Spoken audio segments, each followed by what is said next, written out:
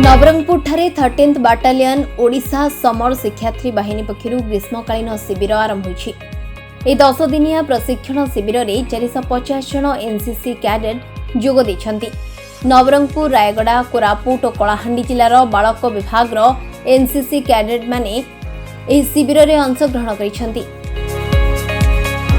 एही शिविर रे एनसीसी रो एबीसी सर्टिफिकेट सह आगामी गणतंत्र दिवस परेड पई प्रार्थी चयन प्रक्रिया कराजिबो।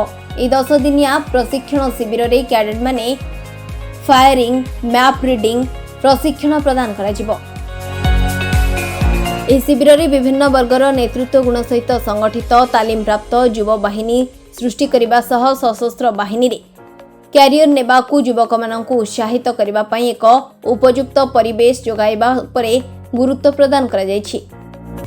हाँ, हमारा जो ये 13 उड़ीसा बटालियन एनसीसी का जो एनुअल ट्रेनिंग कैंप है वो आज 1 जून से लेके 10 जून तक है। 10 जून को हमारा ये कैंप इवनिंग सेशन में क्लोज हो जाएगा। और ये बच्चे हमारे यहाँ के जो है वो कोरापुट डिस्ट्रिक्ट, भवानीपटना, रायगड़ा और नवरंगपुर, ये 4 डिस्ट्रिक्ट से आते हैं। तकरीबन हमारे पास यहाँ पे 2400 बच्चे हैं। उसमें से ये फर्स्ट कैंप में एक्सपेक्टेड स्ट्रेंथ जो है 450 है। जो हमारा ये एनसीसी कैंप है, ये इस साल हमने 3 कैंप प्लान किया है।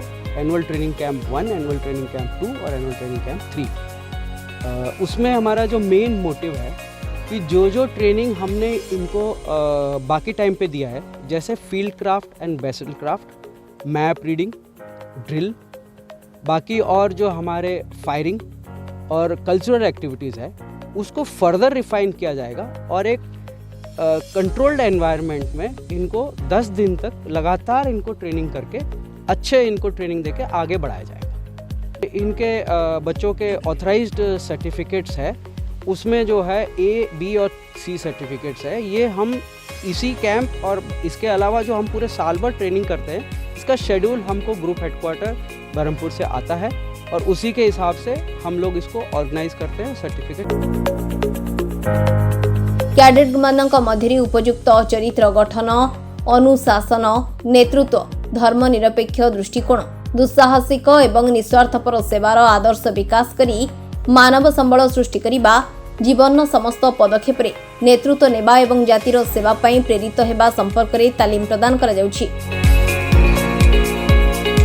एही शिविर रे colonel Jagannath Nishank, lieutenant colonel Sudeep Mishra, major Dinesh Kumar, captain Ashwini Patnaik प्रमुख उपस्थित रही कैडेट मानकू प्रशिक्षण प्रदान करिवे।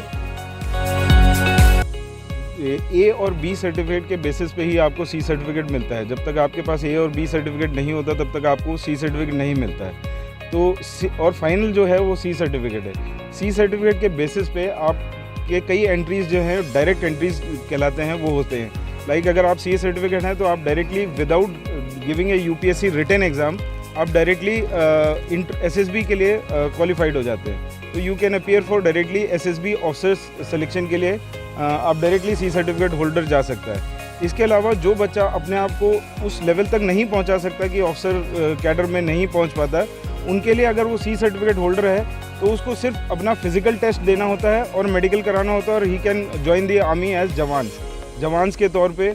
एयरमैन और जो सेलर्स होते हैं उन लोगों के लिए सी सर्टिफिकेट के बेसिस पे सिर्फ उनको एक फिजिकल टेस्ट पास करना होता है और मेडिकल टेस्ट पास करना होता है। तो ये चीज़ें सी सर्टिफिकेट का बेनिफिट है और हम उसी के लिए ये कैंप में उनको उनके लिए भी सिलेक्शन हम इन्हीं कैंप्स के दौरान करते हैं। तो ये जो साल के 3 कैंप्स हैं ये बहुत इंपॉर्टेंट होते हैं। इसमें ए और बी सर्टिफिकेट के बच्चों का तैयारी होता है और सी सर्टिफिकेट के बच्चों और बी सर्टिफिकेट कें से हम आरडीसी के लिए सिलेक्शन करते हैं, रिपब्लिक डे परेड के लिए सिलेक्शन करते हैं। बेसिकली ये इन कैंप्स का मोटिव होता है।